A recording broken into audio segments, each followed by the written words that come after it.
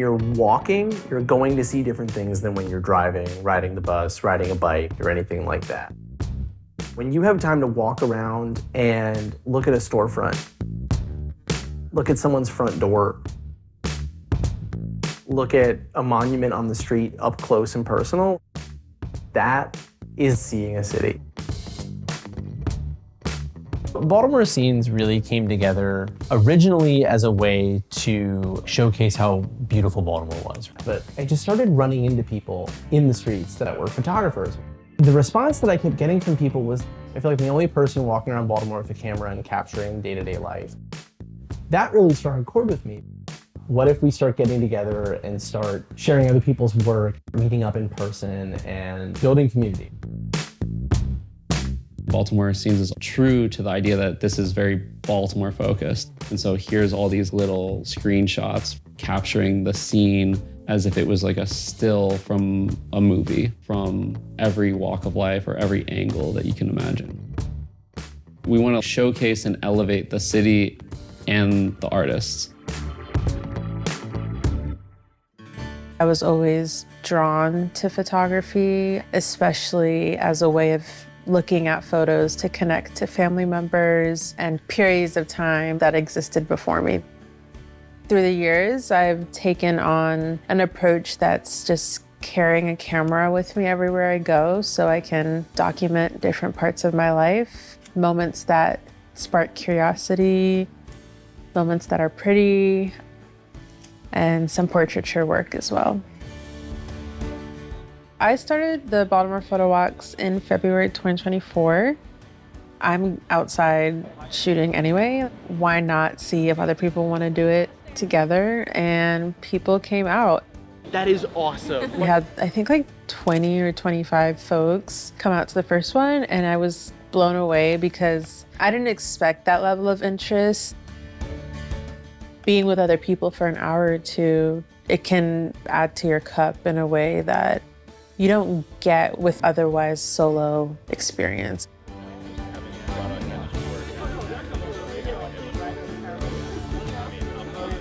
When I go to these walks and these meetups, people are explaining things to me. There is still so much that I can learn with photography and technique and skill and learning about certain gear. And it's honestly a breath of fresh air because now I have my photo friends. For the photo walks, we select a neighborhood. There's usually a meetup point, and we'll give recommendations on a map of attractions, of things that folks might want to shoot.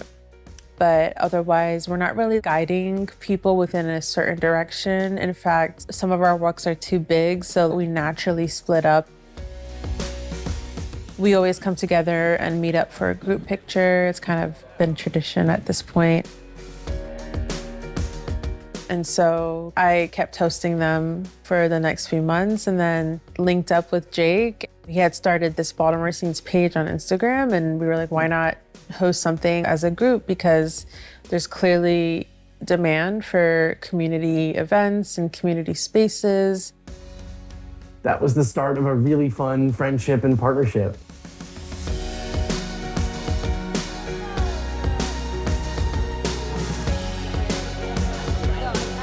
There's tons of great stuff in the neighborhood. There's all kinds of parks everywhere. There's hidden parks in the middle of streets, all kinds of beautiful houses and little hidden gems. So enjoy, have fun, see something new.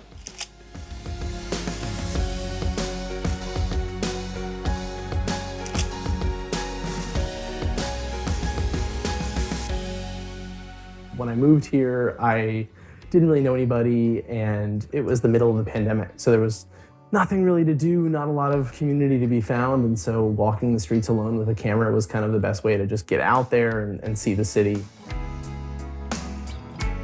I predominantly shoot film, all 35 millimeter, usually a mix of color and black and white. Mostly color in the summer, mostly black and white in the winter. A lot of the photos that I like to take are scenes of life as a living landscape. You're seeing something happening in a scene, but you're also capturing the essence of what's going on around you. So we have our photo walks every month. Those are usually like an hour and a half. You just walk around the neighborhood, capture what you see, what you like. Cameras and coffee is more of just a casual hang at a coffee shop. Aperture Hour, it's a happy hour, it's much of the same. We meet up at a bar or a brewery. People bring cameras to show off if they want to, but it's not required. It's been really special seeing people meet for the first time like, oh, hey, I'm a huge fan of your work. Then realizing that they actually have a lot in common and becoming friends. So I overexposed by 2 stops, and there you go, right there.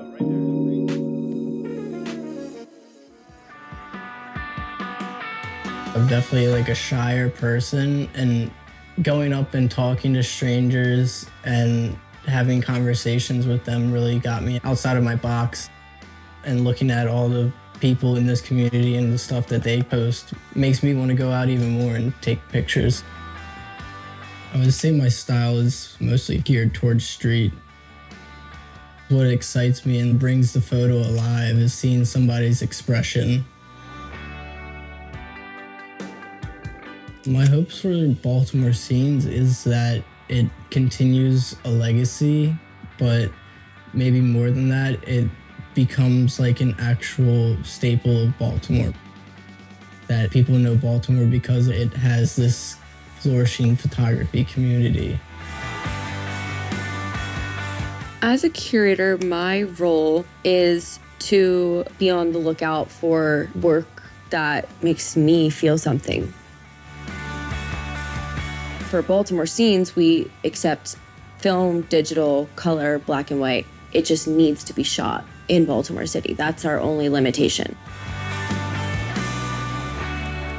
We have weekly roundups where we pick one photo each week to highlight folks that are here shooting and seeing the beauty that they're capturing each week. Baltimore Scenes has always been very welcoming and inclusive. All types of photography is going to be featured. Every curator, I think, is quite different. So having us all have really diverse backgrounds allows us to get better coverage.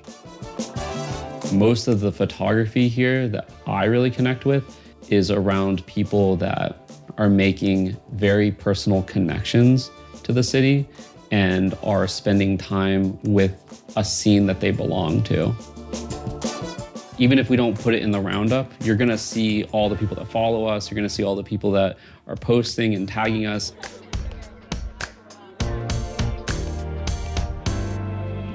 There's so many different beautiful pockets and boroughs that each have its own flavor, each has its own style, and these photo walks have helped me experience this so much where I truly have developed a new love for the city. I live here, but now I live here.